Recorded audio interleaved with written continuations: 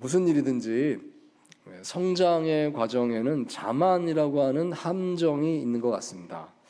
아예 못할 때는 괜찮습니다. 그럴 때는 별로 위험하지 않습니다. 너무 힘들고 그러니까 그때는 별다른 시도를 하지 않는 것입니다. 하지만 내가 조금 잘한다, 뭐가 조금 잘 된다라고 생각될 때 그때가 위험한 것입니다.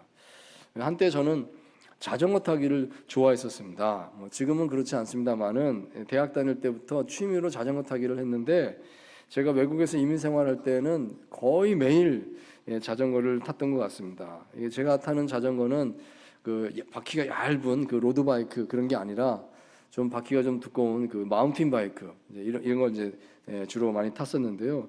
근데 오래 타다 보니까 상당히 자전거가 몸에 익어서 자전거와 내가 일체가 된 것 같은 그런 느낌이 들었습니다. 그냥 내 몸처럼 몸에 탁 붙는 거예요, 자전거가. 자, 그렇게 되고 나니까 어느 날 나도 모르게 제가 위험한 행동을 했던 것입니다. 한바탕면 대형 사고가 날 뻔했습니다. 어떤 사고였는가 하면요, 제가 자전거를 타고 가다가 전화를 받았습니다. 이렇게 한 손으로는 자전거 핸들을 붙잡고 한 손으로는 전화가 울리길래 주머니에서 꺼내가지고 여보세요 전화를 받은 거예요. 이게 어떤 이어폰 같은 것도 아니고 그냥 한 손으로 귀에 대고 전화를 받은 겁니다. 그래서 여보세요 하고 몇 마디 말을 하는데 그 순간에 갑자기 앞에 다른 자전거가 앞에 확 끼어 들어온 겁니다. 순간적으로 멈춰야 되니까 이제 브레이크를 딱 잡았거든요. 근데 여러분 어떻게 됐을까요?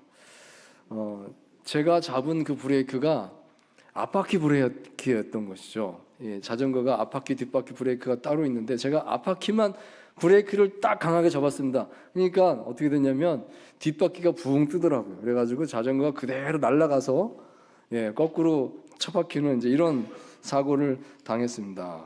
저는 그냥 한 손으로 자전거 핸들 잡고 있었죠. 한 손은 전화기 잡고 있었죠. 그러니까 꼼짝 못하고 그 자세 그대로 같이 날아갔습니다. 이렇게 날아가서 머리부터 땅에 뚝 떨어졌는데요. 근데 감사하게도 다치지 않았습니다. 근데 헬멧을 쓰고 있어서 괜찮았구나 싶었는데 나중에 그 헬멧 보니까 헬멧 겉부분 이제 플라스틱으로 이렇게 쌓여져 있었는데 플라스틱이 깨졌더라고요. 야, 얼마나 세게 들이받았으면 이렇게 됐을까. 하나님 정말 감사하다. 다행히 달려오는 차가 없어서 살아났다. 이런 때가 있었던 것입니다. 자, 그렇습니다. 제가 자전거를 예로 들었습니다만은 비단 자전거뿐만이 아니겠죠. 운전할 때도 그렇고 여러 가지 우리가 일을 할 때도 마찬가지일 것입니다. 익숙하구나, 내가 정말 잘하는구나 할 때 그때 자만해서는 안 되는 것입니다. 그게 위험하다 하는 것입니다. 자, 이것은 신앙 성장의 과정에서도 마찬가지다 하겠습니다. 신앙이 성장하는 과정에서도 여러분 자만이라고 하는 것이 있을까요, 없을까요? 있더라는 것입니다. 여러분 이상하죠? 신앙이 성장하고 성장하면 성장할수록 자만이 점점 더 없어져야 되는데 신앙이 성장하는데도 자만이 자기도 모르게 나오는 그런 경우가 있는 것입니다. 어떤 분이 이런 말씀하신 것을 좀 들었습니다. 내가 성경을 좀 안다는 거예요. 그래서 웬만해서 어떤 자리에서 성경 토론을 해도 나는 결코 밀리지 않는다. 그러면서 그 다음 말이 중요합니다. 이렇게까지 말합니다. 그러니까 이제 내가 좀 성경을 가르쳐야 되겠다. 더 나아가서 이제 목사님들의 설교를 막 비판을 하는 겁니다. 설교가 어떻고 잘 됐고 좀 위험하다는 생각이 들었습니다. 어떤 분은 기도를 자랑하기도 합니다. 처음에 기도할 때는 정말 두렵고 떨리고 그러지 않습니까? 누가 갑자기 기도시키면 어떡하나, 기도문 써갖고 가야 되는데 막 이런 생각을 하다가 어느 순간부터는 이제 기도가 익숙해지고 너 기도하면 잘한다, 그냥 술술 나온다. 그러다가 심지어는 자랑을 하는 겁니다. 나만큼 기도 잘하는 사람 있을까? 그렇게 되면 위험하다는 것입니다. 기도를 들으시는 분은 우리 마음을 꿰뚫어 보시는 하나님이라는 사실을 결코 잊어서는 안 될 것입니다. 또 어떤 분은 은사를 자랑하기도 하죠. 내가 이러이러한 은사를 받았습니다. 내가 방언의 은사를 받았습니다. 그러면서 더 나아가서 다른 사람을 판단하게도 됩니다. 은사를 못 받은 사람, 그러면서 괜히 좀 다르게 보고요. 뭐 은사를 받았네 안 받았네 그러면서 좀 엉뚱한 말을 하기도 하고 아주 위험한 것입니다. 은사는 성령님께서 선물로 주시는 거 아니겠습니까? 내가 잘해서 어떻게 되는 게 아니라 선물로 받은 건데 그걸 지나치게 또 자랑하는 것은 옳지 못하다 싶습니다. 자, 그런데 성경에서는 신앙 성장의 과정에 대해서 결코 그렇게 가르치지 않습니다. 마치 어떤 스킬이 어떤 기술이 늘어나는 것처럼 계속 반복하다 보면 신앙이 점점 좋아집니다. 그렇게 말하지 않는다는 것입니다. 신앙 성장은요, 관계의 성장인 것입니다. 하나님과 이웃과의 관계가 깊어지고 넓어지는 것이 성장이다 하겠습니다. 그러니까 우리가 함부로 말할 수 없는 것이 신앙 성장인 것입니다. 자, 오늘 보면 고린도전서인데요. 이걸 보기 전에 먼저 베드로후서 1장을 잠시 함께 보면 좋겠습니다. 베드로후서 1장 5절부터 7절까지 말씀인데 우리 같이 읽겠습니다. 시작. 그러므로 너희가 더욱 힘써 너희 믿음의 덕의 지식을, 지식의 절제를, 절제의 인내를, 인내의 경건을, 경건의 형제 우애를, 형제 우애의 사랑을 더하라. 아멘. 자, 여기 베드로후서 1장의 이 말씀 잘 보시면 신앙 성숙에 대해서 말하는구나 알 수가 있는데 크게 8가지 덕목으로 나눠서 그 단계를 말씀하고 있습니다. 믿음, 덕, 지식, 절제, 인내, 경건, 형제우애, 사랑까지 8개로 쭉 나눠지고 있습니다. 근데 이 본문을 잘 보시면 한 가지 중요한 일관된 흐름을 발견할 수가 있는데요. 그것은 바로 앞에 나온 그 단어를 뒤에 나온 단어가 보완해주고 있다는 것입니다. 그게 7단계의 보완이 이루어집니다. 믿음의 덕을, 덕의 지식을 그랬습니다. 그 다음에 지식의 절제를, 절제의 인내를, 인내의 경건을, 경건의 형제우애를, 형제우애의 사랑을 더하라. 계속 7번 더해라, 더해라, 더해라 말씀하십니다. 이 더한다는 말은 보완하라 말씀이죠. 부족하니까 보완해야 된다 이렇게 말씀하는 겁니다.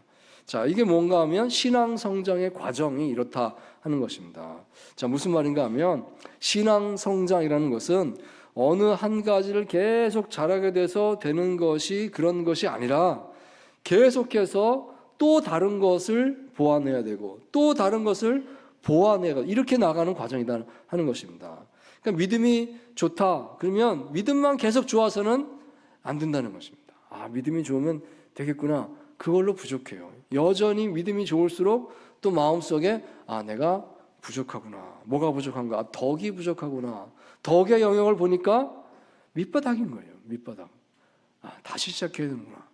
또 다시 시작하고 내가 덕의 사람이 되게 해주십시오라고 이 덕의 영역을 신경 쓰고 기도하고 또 열심히 하다 보면 어느 순간에 이게 좀 갖춰졌다 싶을 때 또 아, 내가 지식이 부족하구나. 또 밑바닥부터 또 시작하는 겁니다. 계속해서 이런 식으로 또 지식이 채워지면 또 절제가 따라와야 되는 것이고 계속해서 다시 바닥으로 떨어져서 다시 밑바닥부터 시작하고 이런 마음으로 계속 보완해 나가는 것이 이것이 신앙의 성장이구나 하는 것을 알려주고 있다 하는 것입니다. 자, 이런 식으로요. 우리가 어느 한 가지를 잘한다고 그래서 결코 자만해서는 안 되겠습니다. 또 다른 영역이 있구나 하는 생각을 하지 않으면 안 되기 때문입니다. 또 다른 영역에서 우리는 계속해서 자기 자신을 밑바닥부터 다시 성찰해야 될 줄 믿습니다. 자, 그렇다면 이 말씀에 비춰서 우리 자신의 신앙 성장의 모습을 한번 점검해 보기를 원합니다. 지금이 2025년 12월이 되었습니다. 연말이 되었습니다. 지난 1년을 돌아보시면서 나는 어떤 신앙 성장을 이뤘는가 한번 평가해 보면 좋겠습니다. 자, 그리고 이어서 이제 나는 어떤 영역에서 나의 신앙 성장의 보완을 이루어야 할 것인가, 그것도 함께 생각해 볼 수 있기를 원합니다. 자, 오늘 이 시간에는 주로 덕의 영역에 집중해서 생각을 나눠보기를 원하는데요.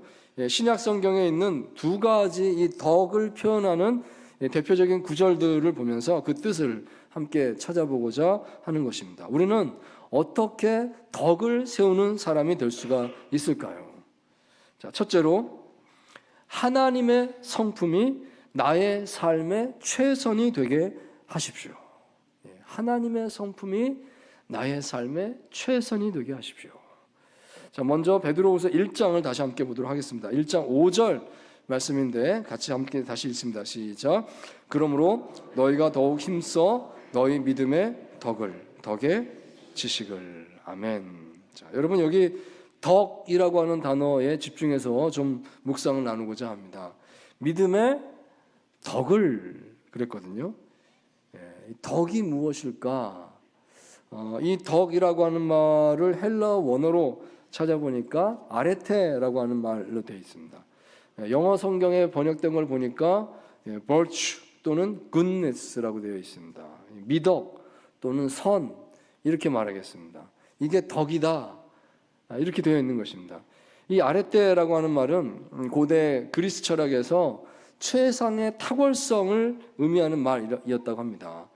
이게 좀 어려운 개념일 수 있겠는데 철학적인 말이니까요. 이렇게 생각을 하면 좀 쉽게 이해할 수 있을 것 같습니다. 만약에 내가 축구 선수라고 한다고 하면 나의 아랫대는 무엇일까? 그것은 축구를 잘하는 것이다 하겠습니다.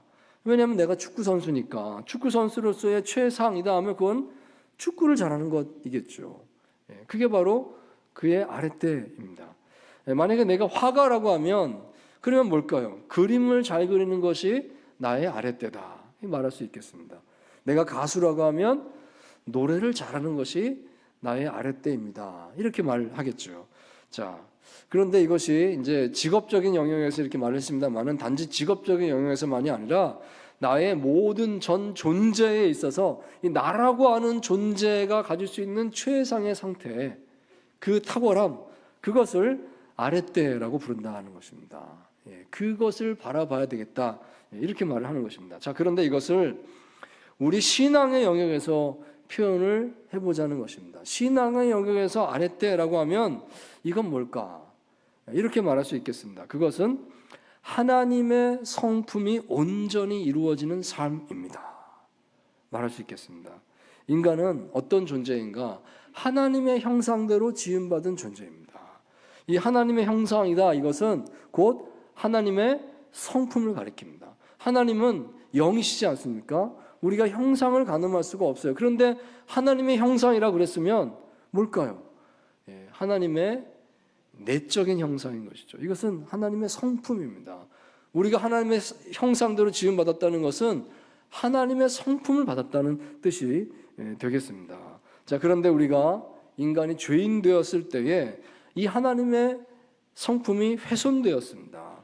그렇지만 우리가 예수님 믿고 이제 다시 구원받았습니다. 구원받은 이후에 무슨 일이 일어나는가 하면 이 하나님의 성품이 회복되는 것입니다. 다시 온전함을 바라보게 되는 것입니다. 그래서 우리가 하나님의 성품을 이루는 삶을 살 수 있게 되었다는 것입니다. 하나님은 사랑이십니다. 우리도 그렇게 사랑할 수 있는 존재가 되어지는 것입니다. 하나님은 진실하십니다. 우리도 하나님의 그 진실한 성품을 가진 존재로 삶을 살 수 있게 되는 것입니다. 하나님은 신실하십니다. 우리도 모든 일에 있어서 그런 신실함을 바라보게 되는 것, 이것이 하나님의 뜻인 줄 믿습니다. 내 힘으로는 어렵지만 성령께서 이 모든 것이 되게 이루어지게 도와주십니다. 자, 그러므로 하나님을 믿는 사람에게 있어서 아랫대, 그 덕이란 무엇이냐? 그것은 하나님의 성품이 나의 삶의 최선이 되게 하는 것입니다. 내가 이것을 이루어야 되겠다. 내가 이런 사람이 돼야 되겠다. 그 하나님의 성품을 바라보고 그것을 이루어 나가는 삶, 그것이 우리 삶의 목표가 되어야 된다는 것입니다. 그게 바로 나의 덕이다. 덕이 있다. 이렇게 말을 하는 것입니다. 유명한 빌리 그레이엄 목사님이 한 번은 택시를 이용했을 때 이런 일이 있었다고 합니다. 에피소드가 적혀 있는 걸 봤는데요. 택시가 이제 목적지에 도착을 해서 이제 목사님이 요금을 지불했습니다. 얼마입니다. 그래서 요금을 지불했습니다. 그리고 거스름돈을 이렇게 받았는데 보니까 택시 기사가 이 거스름돈을 훨씬 많은 돈을 준 겁니다. 잘못 줬어요. 그래서 목사님이 택시 기사에게 말을 했더랍니다. 기사님, 거스름돈 너무 많이 주셨습니다.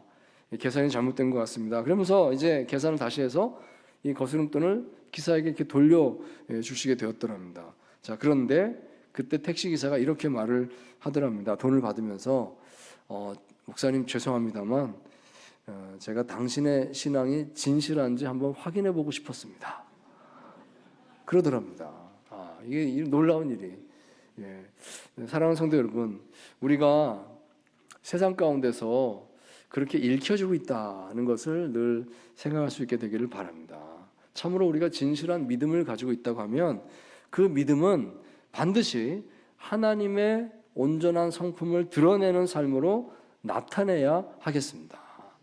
그것을 하나님께서 바라고 계신다는 것입니다.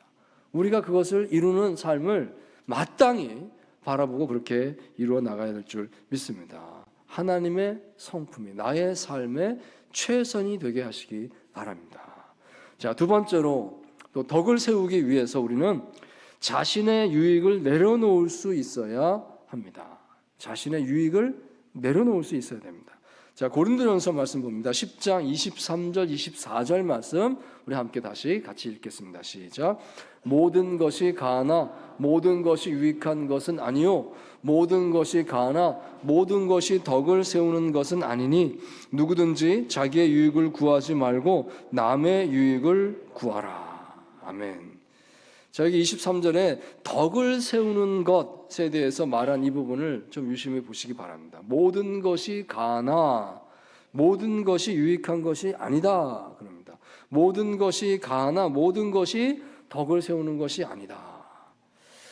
이 말의 배경을 우리가 좀 이해할 필요가 있겠는데요. 이 성경 고린도전서 8장 또 10장 이렇게 두 장을 쭉 연이어 보시면 이 내용을 좀 더 자세히 알 수가 있습니다. 그때 교회 안에 갈등이 생겼다고 하는 것입니다. 그 갈등의 원인은 고기 때문이었습니다. 시장에서 고기를 판매하는데 이 고기를 사다 먹어도 되느냐, 먹어도 된다고 하는 파와 먹으면 안 된다고 하는 파의 싸움이 이제 일어났던 것입니다. 무슨 고기 때문에 싸우나 그런데 사연이 있습니다. 당시에 시장에 파는 고기 가운데에는 우상 제물로 쓰였던 고기가 들어와서 섞여서 판매되고 있었다고 합니다. 그러니까 이게 우상 제물로 쓰였던 고기인지 그냥 고기인지 알 수가 없이 섞여 있으니까 상당히 많은 부분이 그렇다는 것이죠. 그러니까 만약에 우상 제물에 쓰였던 고기를 그냥 먹게 되면 이것은 우상 제의에 참여하는 것이 되지 않겠느냐. 이거는 그리스도인으로서 할 수 없는 짓이다. 이렇게 생각을 한 사람들이 많았다는 것입니다.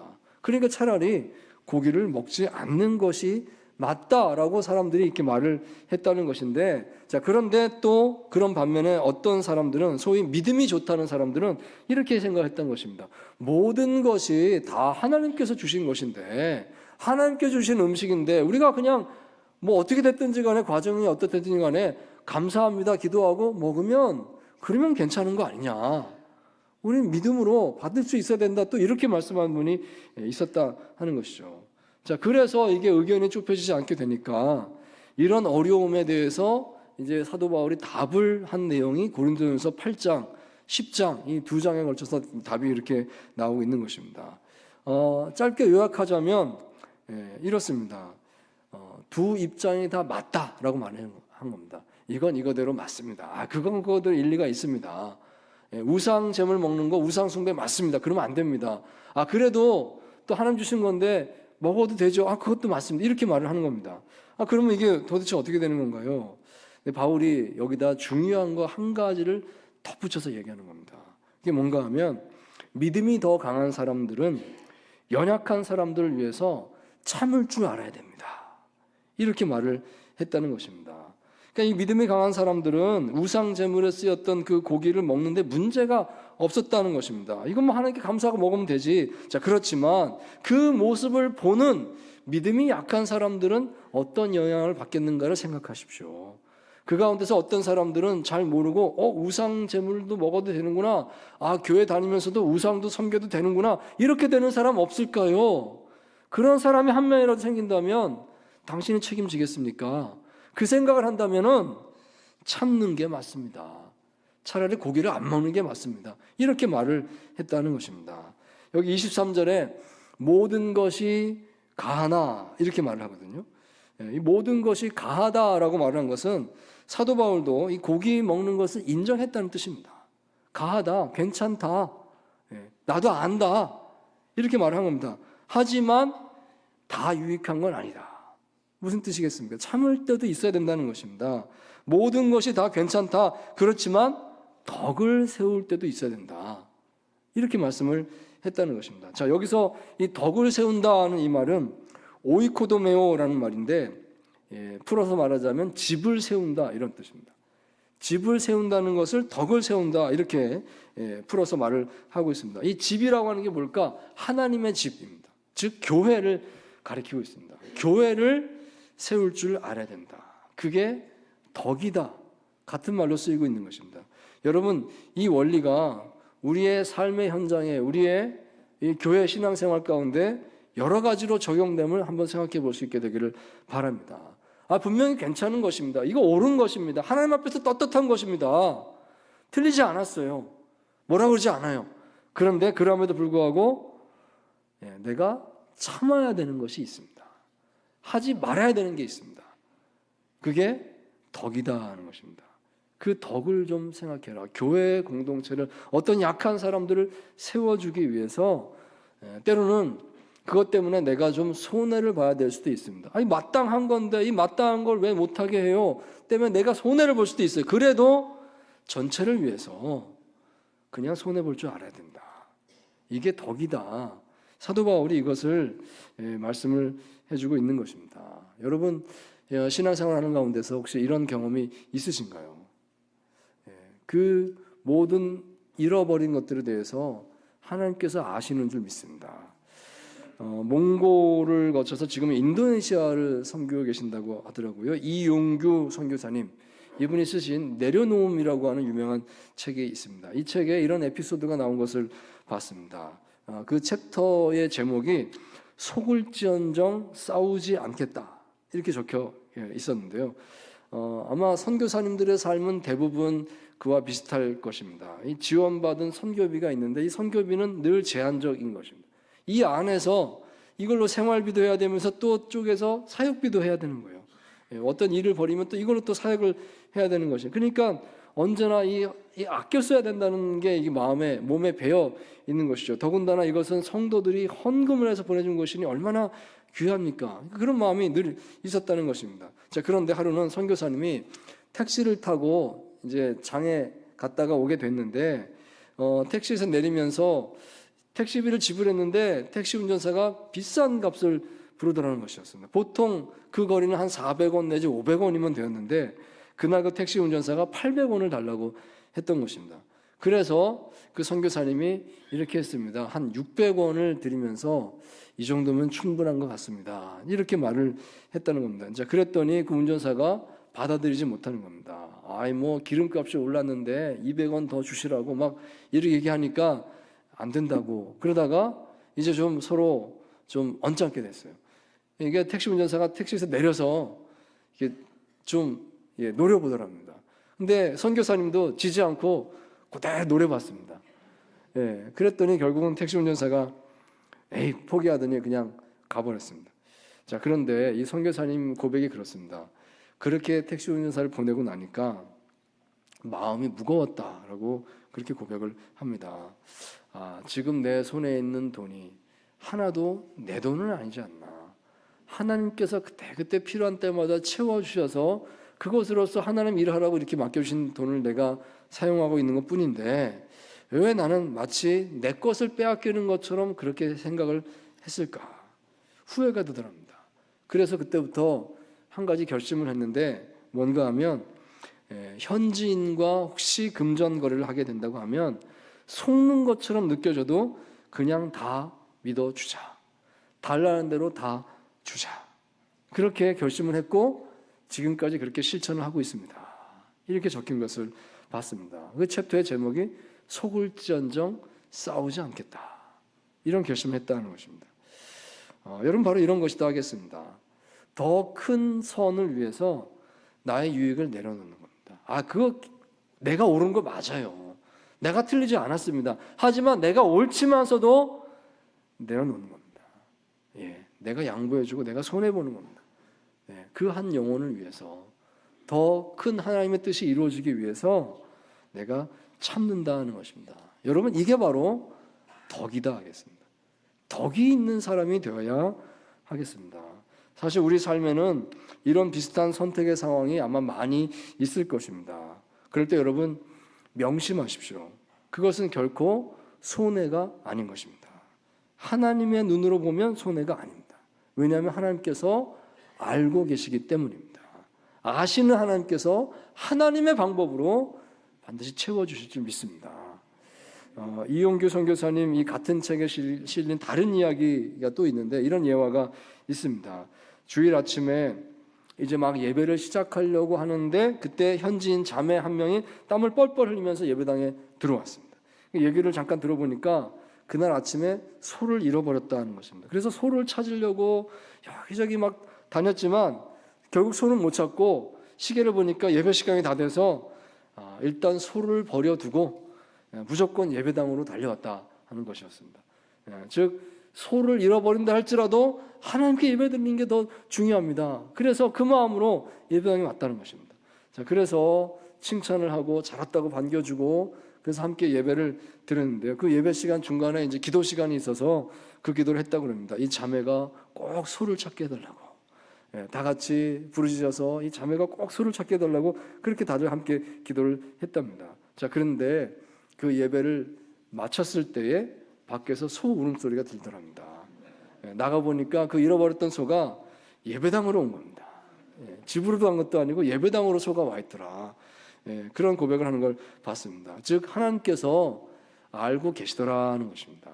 우리가 무엇을 더 소중히 여기기 위해서 그 어떤 것을 포기했는지 하나님께서 알고 계시더라는 겁니다. 그 하나님의 방법으로 반드시 채워주시는 줄 믿습니다. 자, 그렇다면 여러분 이것을 믿을 때 우리가 이런 결단도 한번 해보면 어떻겠는가요? 무슨 일을 하든지 그 많은 일들 속에서 내가 어떤 한 가지 일을 해야 된다고 했을 때 이왕이면 제일 어려운 일, 제일 손해보는 일, 남들이 하기 가장 싫어하는 일, 그 일을 내가 먼저 맡아서 해보면 어떻겠습니까? 손해보는 걸까요? 과연 잘못될까요? 여러분, 그것은 분명히 덕을 세우는 일이 될 것입니다. 덕을 세우기 위해서 내가 내려놓았다 했을 때 하나님께서 반드시 기억하실 줄 믿습니다. 모든 것이 가하나 다 유익한 게 아닙니다. 모든 것이 가하나 다 덕을 세우는 게 아닙니다. 우리가 그렇게 할 수 있을지라도 덕을 세우기 위해서 내가 나를 양보하는 것, 이것을 할 수 있게 되기를 바랍니다. 사랑하는 성도 여러분, 스스로 자만하지 않도록 조심하십시오. 특별히 잘한다, 내가 잘한다는 생각이 들수록 계속해서 보완되어야 함을 꼭 생각하시기 바랍니다. 믿음뿐만 아니라 덕이 있어야 되는 것입니다. 덕을 세우기 위해서 하나님의 성품이 나의 삶의 최선이 되게 하십시오. 그리고 과감하게 자신의 유익을 포기할 수 있는, 내려놓을 수 있는 저와 여러분 될 수 있기를 주의 이름으로 축원드립니다.